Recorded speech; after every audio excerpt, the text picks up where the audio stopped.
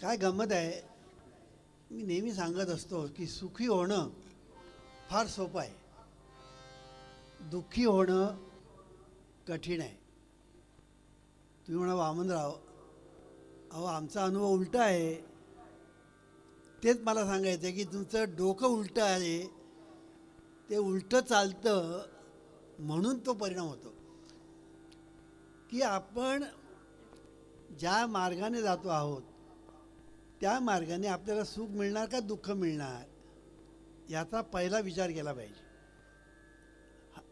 आता गंमत अशी होते की सुखाचा मार्ग ज्याला आपण म्हणतो, उत्कर्षाचा मार्ग ज्याला आपण म्हणतो, प्रगतीचा मार्ग ज्याला आपण म्हणतो, उन्नतीचा मार्ग ज्याला आपण म्हणतो, भरभराटीचा मार्ग ज्याला आपण म्हणतो, हा मार्ग आपल्याला जर प्राप्त करून घ्यायचा असेल तर त्या मार्गाची दिशा, त्या मार्गाबद्दलचं ज्ञान कोणाकडून तरी शिकून घेतलं पाहिजे. आज अशी गंमत झालेली आहे की लोकांना सुख मिळवण्यासाठी जे करायला पाहिजे ते ते हटकून करत नाही, आणि दुःख टाळण्यासाठी जे करायला पाहिजे ते हटकून ते करतात. म्हणून दुःख वाटायला येतं, सुख वाटायला येत नाही. वास्तविक ते सोपं आहे, सुख मिळणं सोपं आहे, दुःख मिळणं कठीण आहे. पण हे का होत आहे याचं कारण एकच, मार्गदर्शन नाही. की मार्गदर्शन तुम्हाला जर मिळेल, मार्गदर्शन या शब्दाचा अर्थ लक्षात घ्या.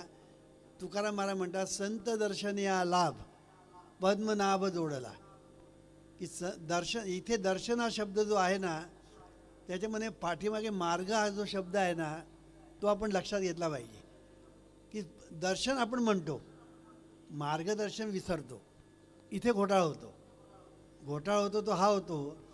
व तुकाराम महाराज म्हणतात, संत दर्शन या लाभ पद्मनाभ जोडला. चला मग संत आले की नमस्कार केला की आपल्याला पद्मनाभ म्हणजे देव मिळाला पाहिजे असं होतं का कधी? असं होत नाही. दर्शन याचा अर्थ मार्गदर्शन हे लोकांना कळत नाही. आणि म्हणून तुकाराम महाराज म्हणतात, सद्गुरू वाचोनी सापडे ना सोय, धरावे ते पाय आधी आधी. पाय आधी आधी धरणंही महत्त्वाचं आहे, लोटांगण घालणंही महत्त्वाचं नाही. आणि म्हणून पाय धरायचे म्हणजे सुद्धा काय, हे पाय धरायचे नव्हे, त्यांचे जे पाय आहे ना ते पाय म्हणजे त्यांचा बोध, त्यांचा उपदेश, त्यांचं मार्गदर्शन, हे त्यांचे चरण, आणि हे धरायचं असतं. तेव्हा सांगायचा मुद्दा असा की सुख मिळणं सोपं आहे, दुःख मिळणं कठीण आहे. पण सुख मिळत नाही आणि दुःख मात्र हटकून मिळतं. त्याचं कारण अचूक मार्गदर्शन नाही. मी मगाशी सांगितलं की लोक निन्या ठिकाणी धावत असतात, पण जिथे जायला पाहिजे तिकडे जात नाहीत. त्याचा परिणाम होतो की एक मराठीमध्ये आपली सुंदर म्हण आहे, आग लागलाय कुठे, रामेश्वरला, आणि बंब चालले सोमेश्वरला. आता मला सांगा, आग जर रामेश्वरला तर सोमेश्वरला बंब जाऊन ती आग विझेल कशी? तसं आज आपलं चाललेलं आहे की आपण सुखाचा जो मार्ग आहे त्याच्या विरुद्ध मार्गाने आपण जर चालू लागलो तर सुख तुम्हाला मिळेल कसं? आणि म्हणून सुखाचा मार्ग, उत्कर्षाचा मार्ग, प्रगतीचा मार्ग हा समजावून घेतला पाहिजे. आणि म्हणून मी हा विषय घेतलेला आहे, तुमचा उत्कर्ष तुमच्या हातात. बघा, तुमचा उत्कर्ष तुमच्या हातात. आता इकडे तुम्ही लक्ष देऊन ऐकलं पाहिजे. ते असं की आतापर्यंत हे कोणीच सांगितलं नाही की तुमचा उत्कर्ष तुमच्या हातात. हीच तर अडचण आहे ना. आतापर्यंत कोणी सांगितलं नाही. भगवद्गीतेमध्ये एक थोडं वाक्य येऊन गेलेलं आहे की आपला उद्धार आपणच करायचा असतो, उद्धरेदात्मनात्मानम. एक थोडंसं एक अर्धा चरण येऊन गेलेला आहे, पण त्याच्या पुढे काही नाही. ते सांगायचा मुद्दा असा की तुमचा उत्कर्ष तुमच्या हातात आहे. का का का प्रश्न फार महत्त्वाचा आहे. सायन्समध्ये जसा का प्रश्न विचारला जातो की सायन्सचा संबंध बेस जो आहे ना तो का या प्रश्नावरून आहे. पहिला ते का विचारतात, का आपल्या मनाशी विचारतात आणि त्याचा शोध लावतात. फळ खाली पडलं, वर का गेलं नाही, का? आणि मग त्याने चिंतन केलं, आणि मग चिंतन करता करता करता करता करता त्यांना शोध लागला गुरुत्वाकर्षणाचा. का? असा प्रश्न आपण कधी विचारतच नाही की मला जीवनामध्ये दुःख का आलं, सुख का आलं नाही, माझं चुकलं कुठे, माझं चुकलं का इतरांचं चुकलं, ह्या गोष्टीचा आपण कधी विचारच करत नाही. आपण काय म्हणतो, माझ्या संसारामध्ये दुःख आहे ना, संकट आहे ना, त्याचं कारण एकच, नशीब. कळलं की नाही? ती सटवी येते 5व्या दिवशी आणि कपाळावर लिहून जाते, फायनल. जे लिहून ठेवलं आहे ते फायनल.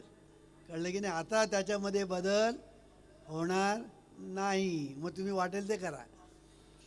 मग मुलगा म्हणतो ठीक आहे, माझ्या कपाळावर लिहून ठेवलेलं दिसतंय, नापास होणार. एकदा नापास झालो, मग अभ्यास करून काय उपयोग आहे? तो अभ्यासच करत नाही, कारण ललाटी लिहून ठेवलेला आहे ना सटवीने. अशा जर आपण करू. आता लग्न करताना आपण काय म्हणतो, लग्नाच्या गाठी ब्रह्मदेवाने स्वर्गामध्ये अगोदरच लावून ठेवलेल्या आहेत, म्हणजे त्याला काय उद्योगच नाही दुसरा. काय लोकांचे एक एक विचार. कळलं की नाही? काय त्या ब्रह्मदेवाला पडलंय कोणाच्या गाठी घालायला. कळलं की नाही? इथे एखादं वधूवर मंडळ असतं ना, त्यांना ते वधूवर मंडळ चालवता चालवता नाक्यानं येते. तर हा वधूवर मंडळ तिकडे स्वर्गात कुठे बसलाय, ब्रह्मदेव. तेव्हा हे सगळं खोटं आहे. कळलं की नाही? आणि हे फक्त अंधश्रद्धा आपल्याचकडे असं नाही, इंग्लंडच्या लोकांमध्ये पण आहे. Marriages are arrange in heaven, असं त्यांच्याकडे सुद्धा इंग्लिशमध्ये एक म्हण आहे.